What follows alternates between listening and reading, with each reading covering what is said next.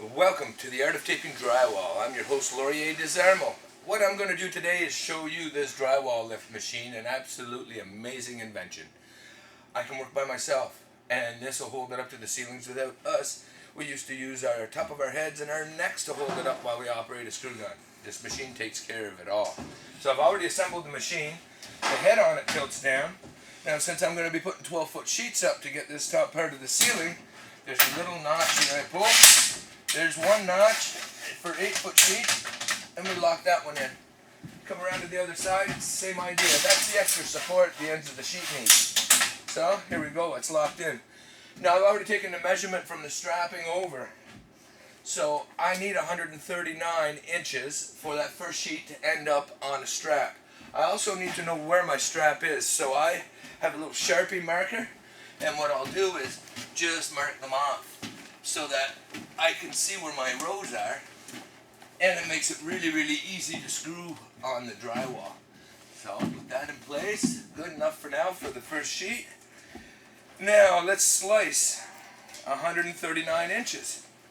So in order for me to do this end of the sheet's going to have another sheet button up to it, so we're going to leave it with the factory cut on it. We're going to cut it off at this end. So 139 means 5 inches off the other end, so if I do my math, I can just go take 5 inches off, or make life easy, hook it up, go to the 139 inches. Set my knife in. Now, I don't use a T-square, so I just clamp the tape to the side of the knife, stick that in the hole or notch that I made, and push hard. There's a slice that I need. Now I also have to remember that when I load up this sheet on this lift, I have to be on the back side of the sheet. The face side has to be against the lift. So I might as well lift it on this side in order to cut my piece. So, slice has been made. And that has been sliced. Now, even for a guy by himself, you lift with your knees. The idea for me now is to get this sheet from here onto this machine. So I get to the center of the sheet. If you're wearing your hard toe shoes, that's the way you keep it off the floor in order to get your fingers under it. And up we go. There's 2 hooks here at the bottom of this machine. So we got it on a table. It was nice for them to make the hooks to be able to put the sheets on, because that made my life really, really easy. Now, tilt the machine down. That puts it in shape for the ceiling. We'll come a little closer to the corner.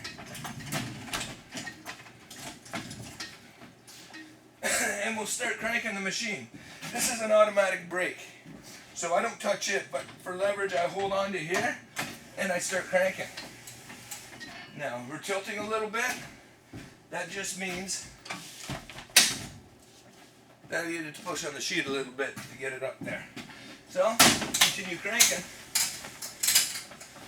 And as we get close to that ceiling, now we slide it. Tighten the corner that way and tight against the wall that way. So I might as well just crank the machine right up tight and we're in place. I'm not balancing a sheet on the top of my head like I used to do years ago, along with another person helping me. That sheet is in place. It's as simple as me grabbing my screw gun now and doing all the ends.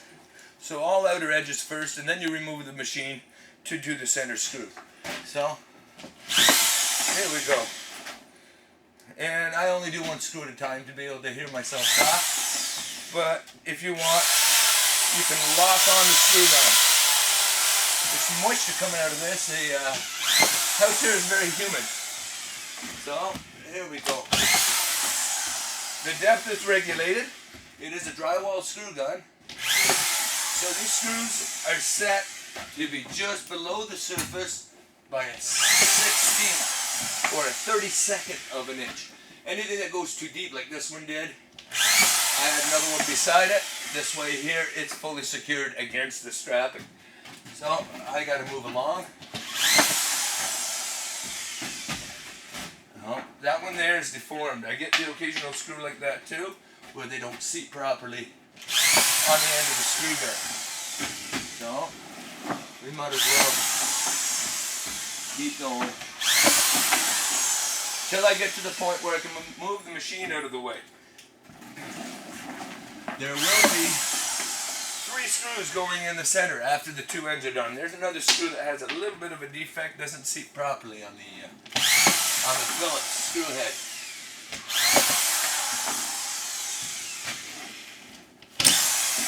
Well, that's something else too. I hold my screw gun right in here at the back. If you hold it here, you got too much tendency to go sideways and stuff, which sends the screw in sideways, which ends up having it stick out where it's not supposed to. So when I'm holding this screw gun, the 2 of my back fingers are operating the trigger, and this is where it's balanced. You're right directly behind the screw when you're pushing on it.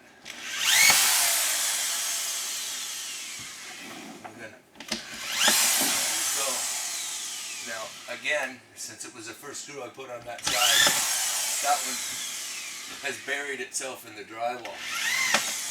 So I had to put another one beside it, and this way here we don't get what's called a screw pop. So I'll just keep on trucking. A couple more here.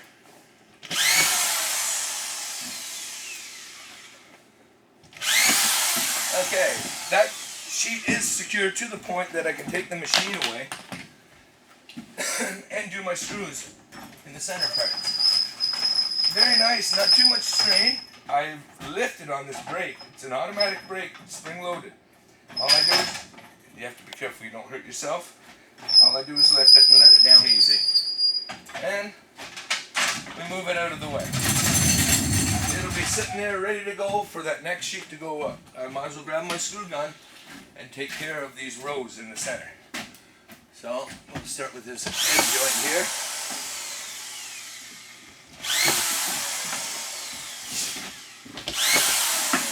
We've almost got the first sheet secured. So this gives you about 16 inches, or actually less. I'd say 12 inches between, because there's 5 in the row. 4 foot sheet gives you 12 inches apart for the screws. So the 2 ends are done. I go to center, put a screw there, and then I split that down. Half of that. Again, the next row, I go to center. And I take my screws and go halfway in between that and the outer edge.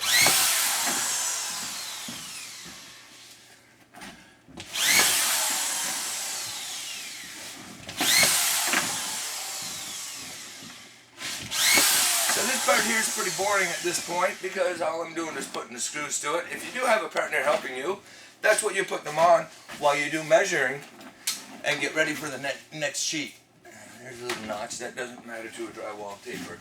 So I'm going to continue doing this all the way through this whole house and get all my ceilings on first.